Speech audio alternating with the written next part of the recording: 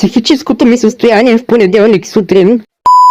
Гранушка ме изпрати на частни уроци при луда монахиня, която иска да ме чука. Къде е нашата скъпа колежка? Хайде стига си ми правят черни магии и да ходим да учим. Я не ми загърчи като червей. Боже, как скокна! Абе, жена, ти откъде вземаш тази сила да го носиш този чук, бе? Знаеш ли какво забавно ще стане, ако ти го взема и ти го тресна главата? A few moments later. Ето го най-лачи Кенеф е съществувал някога. Тук е повече от очевидно, че са се случвали много красиви ситуации. Ето го и целият монахински състав. Опа, това не знам как падна. Също и това. Сега трябва да намеря нещо, с което да вляза в собствената си стая. Чай, какво?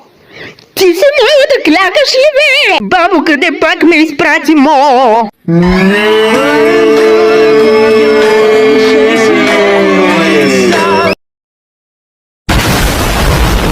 Чудесно! Хайде сега към Пирогов за трети път в тая седмица.